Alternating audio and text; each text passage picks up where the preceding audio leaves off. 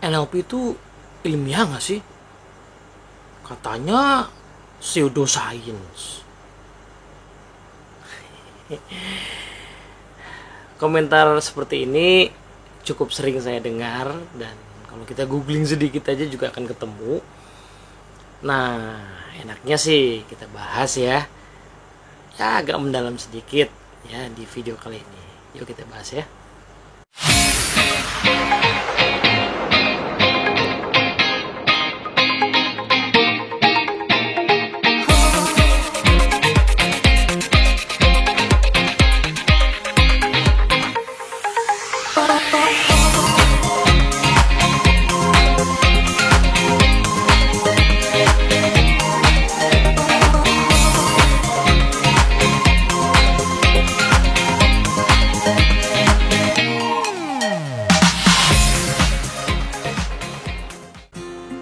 Oke, assalamualaikum warahmatullahi wabarakatuh. Halo teman-teman semua.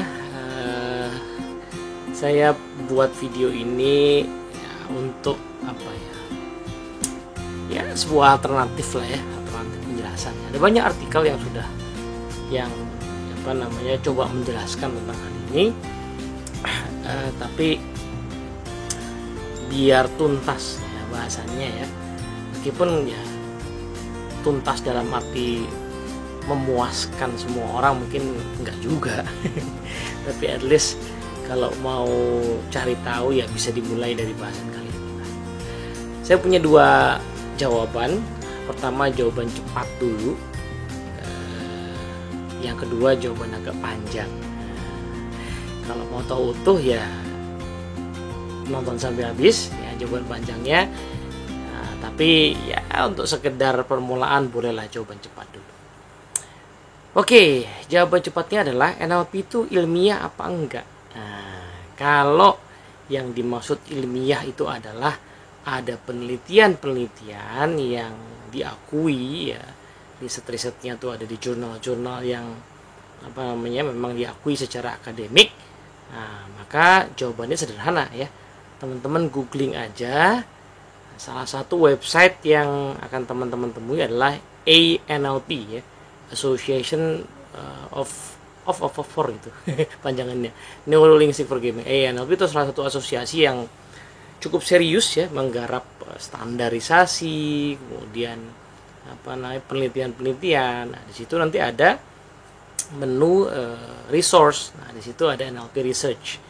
Nah, di situ kita akan ketemu ada daftar riset-riset yang sudah pernah ada di dalam NLP ataupun terkait NLP. Jadi bisa jadi teknik NLP diteliti gitu ya, atau teknik NLP dipandang dari sudut pandang yang lain gitu. Itu juga ada di situ. Bahkan ada beberapa jurnal yang sempat rutin terbit gitu ya. Kalau nggak salah beberapa edisi lah gitu. Nah, itu pertama ya. Yang kedua ada lagi European Association for Neuro Linguistic Psychotherapy. Jadi NLPT itu adalah brand yang dipakai oleh para psikolog kebanyakan ya, atau terapis kebanyakan di United Kingdom yang menggunakan NLP gitu ya. Jadi UKCP itu sudah mengakui NLP sebagai salah satu treatment yang bisa dipakai oleh para psikoterapis, dan mereka punya standarisasi proses yang cukup ketat gitu ya untuk mempelajarinya. Nah, asosiasinya itu di situ nanti kita akan ketemu juga tuh ya jurnal penelitian. Jadi kalau definisinya adalah apakah ada penelitian-penelitian terkait NLP atau NLP itu diteliti apa enggak, jawabannya sudah banyak, bukan cuma ada ya. Jadi adanya itu bukan cuma 1, 2 atau di bawah 10 ya, tapi tadi sudah sampai ratusan. Itu pertama ya. Nah, tapi ada komentar juga. Saya baca tuh ada juga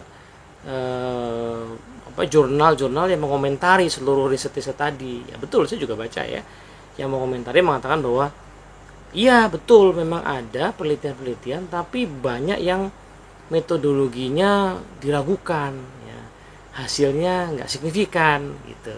Saya baca juga ya ada seperti itu, dan kalau kita googling ketemu juga memang gitu ya. Nah, komentar saya adalah ya wajar ya. Di dunia akademik tuh kayak gitu ya. Kalau kita mengajukan sebuah pemikiran, kita uji, Nah, akan selalu ada orang lain yang kemudian menemukan ya counter argumennya, kan memang tesis, antitesis, kemudian sintesis, memang begitu dialektikanya kan gitu. Dan itu biasa. Jangankan NLP, semua teori yang ada di dunia ilmu pengetahuan itu kayak gitu ya. Gitu. Jadi misalnya ya teman-teman yang mungkin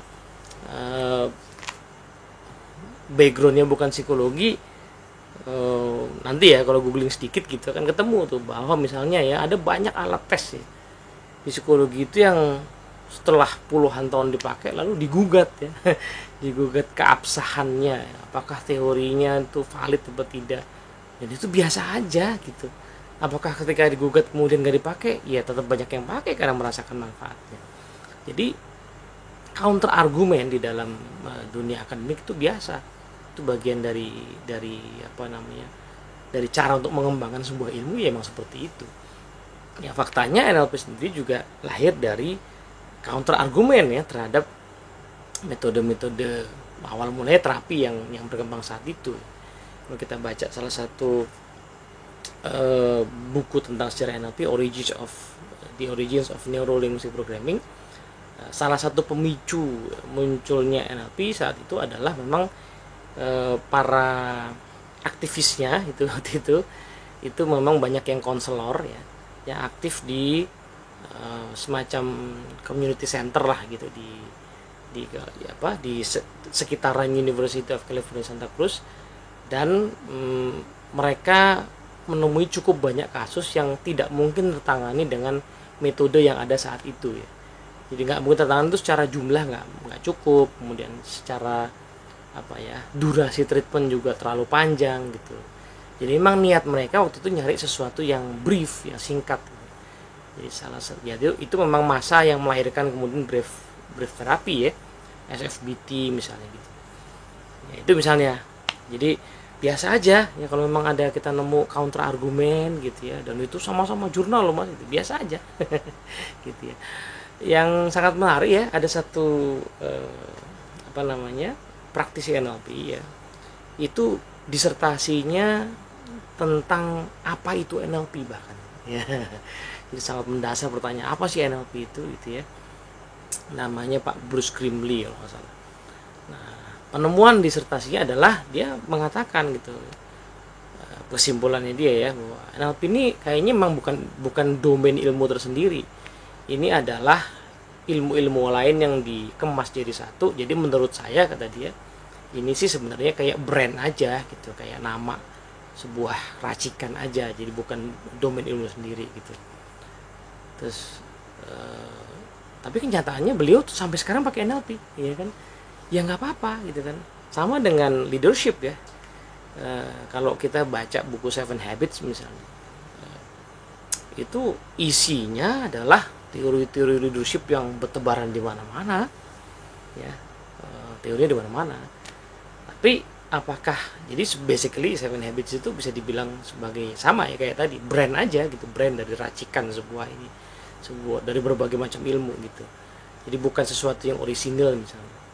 Tapi apakah kemudian tidak bernilai? Ya jelas enggak lah ya, sangat bernilai ya. Kenyataannya nggak mungkin kita expect orang baca teori, orang awam ya belajar leadership baca teori yang sebanyak itu ya. Seven Habits lah. Nah, yang katanya Pak Jim Collins itu di buku pengantar edisi 30 tahun kalau salah Seven Habits itu ya, Seven Habits ini kekuatannya adalah user interface ya, dia punya kekuatan sebagai user interface. Nah, jadi antara orang awam dengan prinsip-prinsip, konsep-konsep kepemimpinan yang begitu banyaknya ada, dia semacam user interface gitu. Itu justru strong point-nya gitu. Nah, bagi saya NLP juga sama. Jadi segala teorinya itu mungkin sudah ada di psikologi. Kalau teman-teman misalnya ya sudah belajar NLP, kemudian belajar teknik framing ya, atau sleight of mouth gitu, atau mind lines dalam bahasa teman-teman neurosemantics, itu kan praktikal banget ya. Nah, terus baca di buku Thinking Fast and Slow ya, Pak Daniel Kahneman itu, teorinya ada di situ semua gitu. Jadi secara teoritik kita bisa bedah si framing ini ada di bukunya Pak Kahneman ya. Tapi kita nggak akan menemukan how to di bukunya Pak Kahneman. Ya, kita ketemu how to-nya di NLP. Nah, gitu. Jadi ya memang begitulah ya. Ya, jadi seperti itu kira-kira misalnya. Jadi counter argumen sangat biasa, teman-teman. Jadi kalau ketemu yang beda pendapat nggak masalah. Nah, yang yang cukup mungkin sering jadi rujukan ketika orang mengatakan NLP itu pseudoscience adalah seringkali itu artikel di Wikipedia. Ya, yang memang sudah berusaha diajukan revisinya oleh para NLP developer, somehow nggak di approve gitu ya. Padahal Wikipedia kan sebenarnya open source ya, orang berhak mengajukan alternatif pandangan terhadap sebuah artikel di situ ya, tapi nggak di approve. So sebagian orang bikin NLP Wiki namanya, kalau mau browsing juga NLP Wiki itu alternatif penjelasan tentang NLP dan juga referensi terhadap riset juga ada di situ. Gitu ya. Jadi kalau jawaban cepatnya adalah ilmiah apa enggak, dalam arti ada enggak penelitian ilmiahnya, banyak ya kan. Bahwa ada yang tidak setuju, mengatakan tidak kuat dan sebagainya, biasa di dunia akademik memang kayak gitu ya. Gitu. Oke, nah itu yang pertama ya, jawaban cepatnya. Nah, jawaban yang lebih deepnya seperti apa? Nah, terus terang pertanyaan keilmiahan itu alhamdulillah ya membuat saya juga jadi penasaran, dan saya menelusuri sampai ke pertanyaan yang sangat mendasar ya. Ilmiah itu apa sih?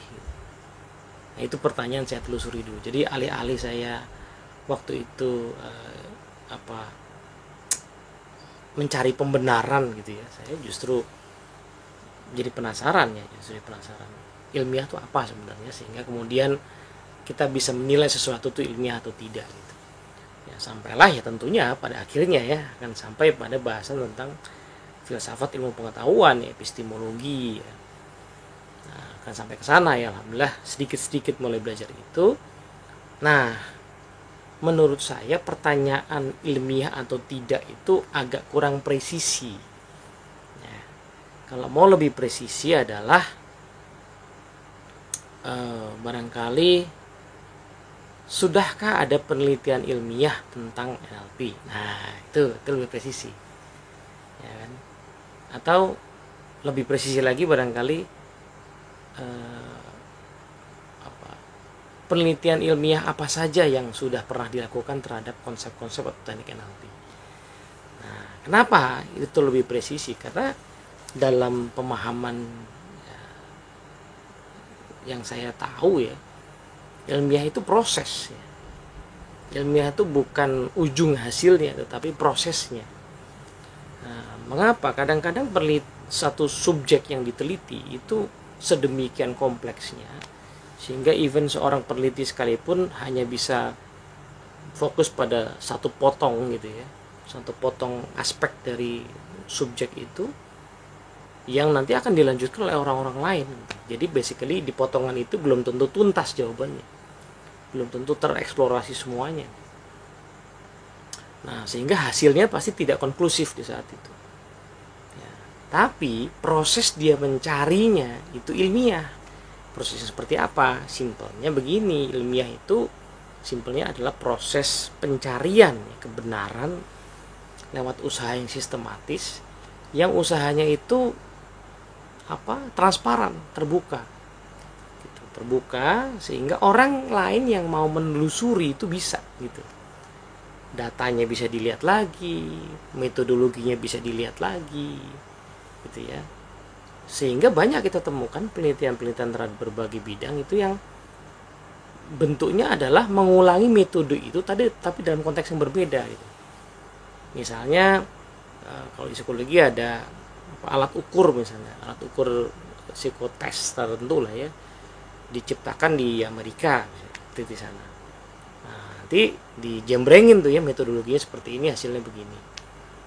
Nah, pada saat dia masuk ke Indonesia, ke Asia, ke Eropa misalnya, itu banyak peneliti yang menduplikasi metode itu untuk melihat hasilnya gitu, dan hasilnya bisa berbeda. Disitulah nanti kemudian muncul adjustment gitu. Dan ternyata di Eropa beda, di negara tertentu beda gitu. Nah, tapi itu bisa terjadi kenapa? Karena prosesnya terbuka, hasilnya bisa jadi berbeda memang, tapi prosesnya bisa ditiru. Itu jadi, nah karena sekarang ini Kalau dulu sih, mungkin dulu ada pemahaman seolah-olah bahwa yang disebut ilmiah itu yang harus ada penelitian yang metodologinya kuantitatif gitu. Kalau kurang kuantitatif itu kurang ilmiah gitu, gitu. Nah, tapi makin lama saya coba pelajari ternyata nggak begitu ya. Kuantitatif kualitatif itu metode yang dipilih based on ya tujuan penelitiannya apa gitu. Kalau kita ketemu sebuah fenomena yang baru misalnya, bahkan nggak banyak gitu kasusnya, teman-teman di kedokteran yang ketemu kasus-kasus yang sangat langka ya, penyakit-penyakit sangat langka, itu nggak mungkin kan bikin riset kuantitatif ya, karena kasusnya aja nggak banyak gitu, cuma 1-2 gitu.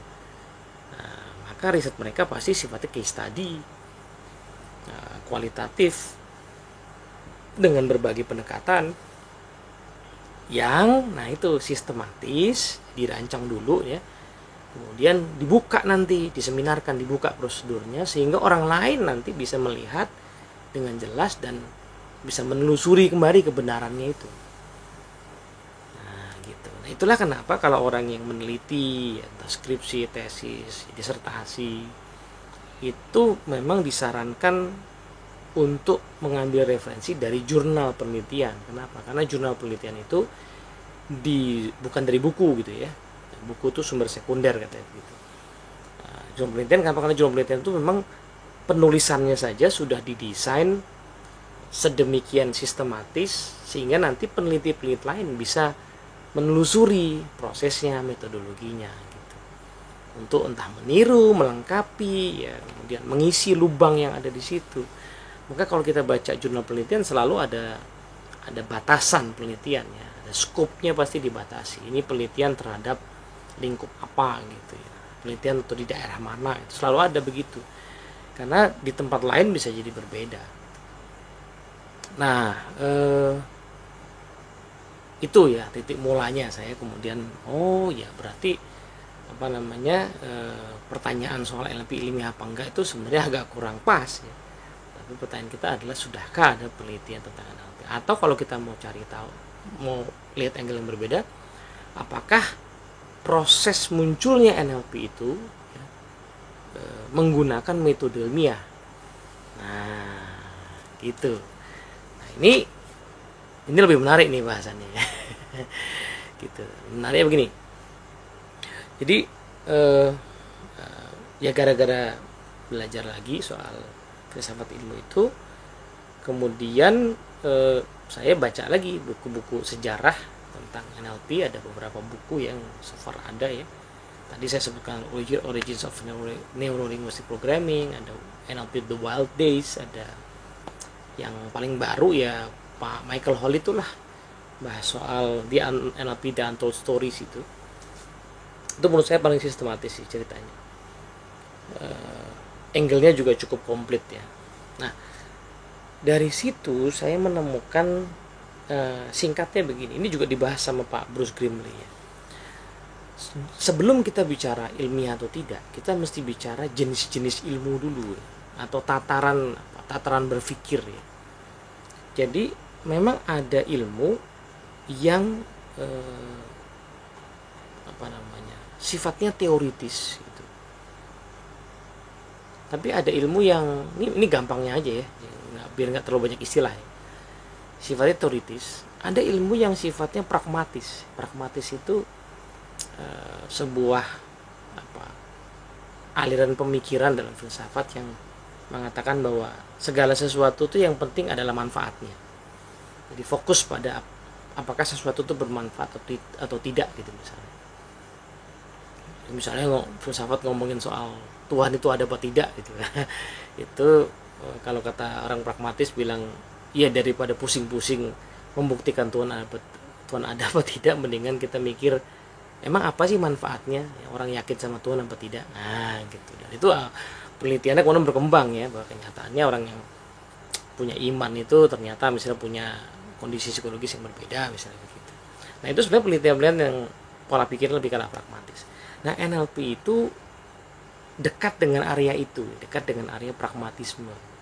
Karena tadi salah satu sumber pemicunya adalah memang kebutuhan di masa itu, kan awal mulanya memang untuk terapi kan, kebutuhan di masa itu untuk merumuskan sebuah pendekatan terapi yang lebih efektif juga lebih efisien gitu ya. Jadi sementara yang available di saat itu misalnya pendekatan-pendekatan behavioristik yang perlu conditioning orang itu lama dan kompleks ya kan, psikoanalisis gitu juga sama ya, lama dan kompleks, bukan berarti tidak efektif gitu, cuman untuk situasi yang saat itu nggak terlalu cocok. Nah saya ketemu situasi yang mirip sebenarnya sekarang ini masih ada ya, teman-teman di NLP Society yang psikolog dan bergerak di puskesmas ya. Ya kan di teman-teman Jogja itu banyak bergerak puskesmas itu mengalami hal yang sama. Jadi sebagai psikolog mereka cuma sendirian di puskesmas itu cuma satu, tapi ternyata pada saat layanan dulu awal mula ya puskesmas itu buka layanan psikologi itu ternyata banyak pasiennya. Jadi nggak cukup tuh untuk menangani pasien itu kalau pas lagi penuh. Mereka kemudian mulai berpikir ya, apa pendekatan-pendekatan yang bisa lebih efisien.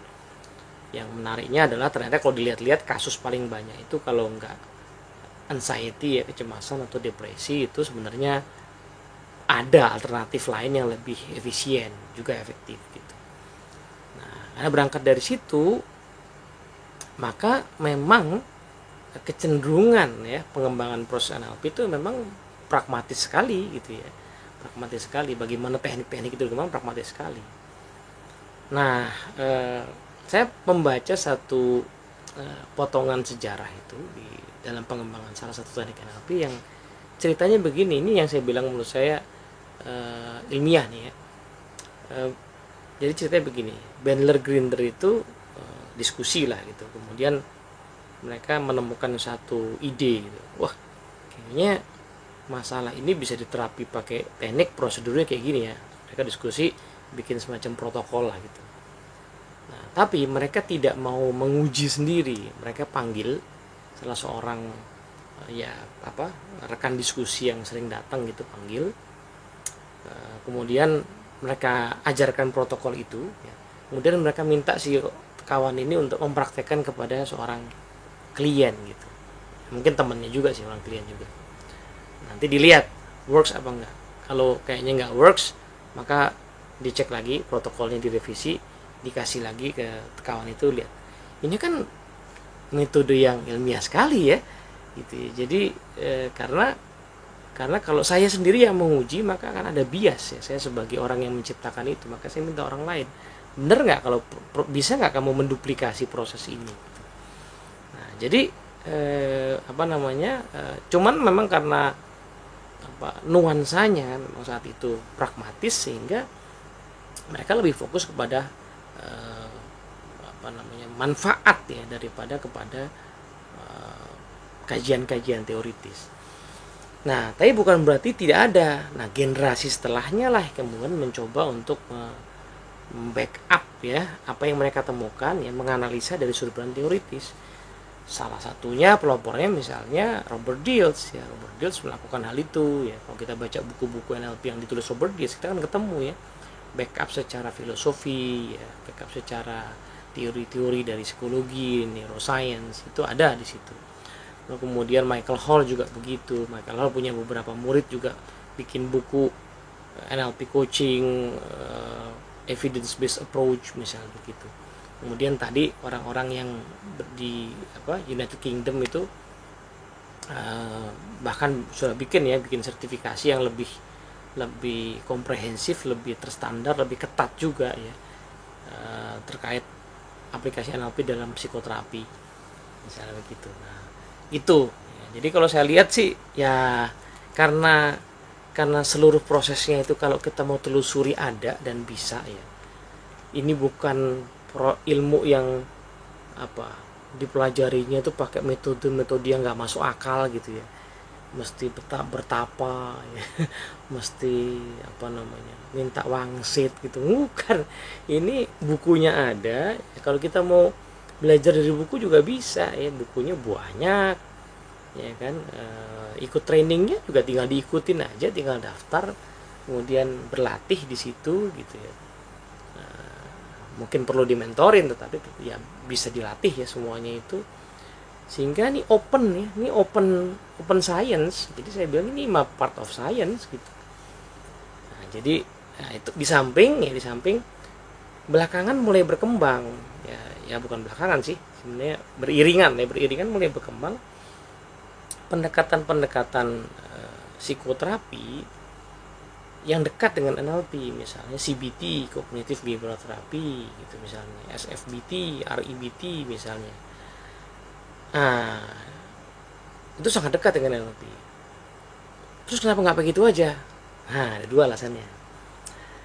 Pertama adalah NLP bukan cuma terapi. Itu dia. Aplikasi NLP itu bukan cuma terapi. Jadi kita belajar NLP itu tidak hanya akan dapat urusan terapinya gitu.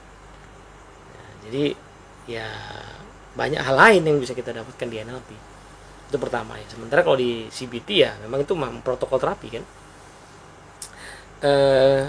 Yang kedua ya biasa aja juga sih, ada orang-orang yang berada di sebuah generasi yang berdekatan menemukan sesuatu yang punya kemiripan, tapi karena mungkin mereka bergerak dalam komunitas masing-masing, lalu akhirnya punya kekhasan sendiri-sendiri, bikin nama masing-masing, ya biasa aja ya kan, dimana-mana juga begitu ya. Ya kan, jangankan itu ya, kita bisa belajar ilmu yang udah lebih mature lah, misalnya manajemen gitu, belajar di dua kampus yang berbeda aja itu penekanannya berbeda. Kenapa? Dosennya lain, dosennya juga lulusannya beda, dosennya juga penelitiannya beda ya, sama-sama manajemen tapi lain pasti nuansanya, itu biasa aja gitu. Jadi kita bisa mereasoning gitu ya, menganalisa cara kerja NLP itu juga dikomparasi dengan metode-metode lain yang berdekatan. Tapi ini kalau konteksnya terapi ya. Cuman tadi NLP tidak hanya terapi. Itu. Nah, Pak Michael Hall itu nulis disertasi tentang itu. Jadi dia mengkomparasi NLP, transaksional analisis, CBT dan REBT kalau nggak salah, sama apa lagi gitu ya. Beberapa metode terapi dia komparasi dari sisi linguistik, dari sisi pola bahasanya. Itu judul disertasinya jadi buku, judulnya Languaging. Kalau mau beli e-booknya ada di websitenya neurosemantic.com gitu. Silahkan, tuh ada disertasinya tuh. Itu tambahan lagi itu kan disertasi ya. Bahas soal NLP. Nah gitu teman-teman semua. Jadi secara jenis ilmunya memang pragmatis gitu ya, sehingga kita nggak bisa menilai dengan kacamata ya, teoritis gitu. Nah menariknya tadi sudah sempat saya singgung, kalau teman-teman mempelajari ya teori-teori yang sekarang sudah dikumpulkan ya dalam dunia neuroscience ya, behavioral economics, itu sangat banyak yang align dengan apa yang sudah ditemukan oleh NLP ya. Framing itu tadi ada di thinking fast and slow ya. Kemudian the map is not the territory itu sendiri kalau dirunut sampai ke belakang itu filsafatnya, kajian filosofisnya di Science and Sanity-nya Albert Korzybski. Kemudian yang lebih kontemporer ya the map is not the territory itu secara saintifik bisa baca bukunya Lisa Feldman Barrett ya, How Emotions Are Made gitu ya. Teorinya memang baru belakangan ini, namanya The Theory of Constructed Emotion. Itu sangat align dengan cara kerja di NLP. Tapi sekali lagi, buku-buku itu kan bahas teorinya, nggak bahas how to-nya. NLP punya how to-nya gitu loh teman-teman. Karena emang ini ilmunya pragmatis gitu. Nah gitu ya. Jadi saya sih mendorong teman-teman yang mau meneliti NLP jangan ragu-ragu ya, jangan ragu-ragu untuk meneliti NLP. Bisa kita support gitu ya. Karena ilmu itu sebenarnya selalu bisa dieksplorasi. Sekarang gini deh, contoh yang lagi populer lah ya. Di psikologi banyak tuh ya psikolog itu yang meneliti tentang mindfulness gitu misalnya. Ya, dan mengatakan bahwa itu secara ilmiah terbukti untuk macam-macam ya. Padahal sebenarnya mindfulness itu kalau ditelusurin ya udah dari dulu ada, diajarin di kalangan Zen ya, Buddhisme ya, meditasi itu udah dari dulu ada. Ya kan sekarang namanya mindfulness gitu ya. Dibuat kelasnya ya. Oh iya, tapi kan lebih sistematis. Ya betul, tapi kan fenomenanya udah ada dari dulu. Ya kan fenomenanya udah dari dulu. Para peneliti itu juga belajarnya sama guru-guru Zen itu ya. Gitu. Kemudian dipopulerkan, dilepaskan dari sisi filosofi metafisikanya, mungkin religinya lah dicopot gitu religinya, dibuat seolah-olah universal, masuk kampus sekarang gitu. Ya biasa aja tuh ya, ya boleh-boleh aja kan meliti kayak gitu ya. Saya kira juga oke-oke saja, tinggal kita cocok nggak sama kita ya, mau dipilih apa tidak gitu. Nah jadi jawaban sederhana lagi ya, NLP ilmiah enggak? Ya ilmiah tentu saja ya, karena semua prosesnya terbuka, bisa ditelusuri ya, tidak ada pelajaran dan NLP yang sifatnya pokoknya. Itu kan ciri-ciri tidak ilmiah kan begitu ya. Misalnya nih, Mas Teddy saya belajar fasfobia cure, kok nggak jalan ya gitu. Itu nggak mungkin ya. Saya akan bilang bahwa oh pokoknya kamu salah tuh, pasti kamu ngawur itu, pokoknya kamu yang salah. Nggak ada tuh kayak gitu ya. Saya akan mengatakan bahwa yuk kita lihat lagi prosedurnya, protokolnya seperti apa, mana yang mungkin perlu di-adjust gitu ya, karena seluruh proses ini open, terbuka. Dan itulah sebenarnya ciri-ciri keilmiahannya, transparansi, sehingga orang bisa menelusuri lagi secara sistematis. Moga-moga manfaat. Assalamualaikum warahmatullahi wabarakatuh.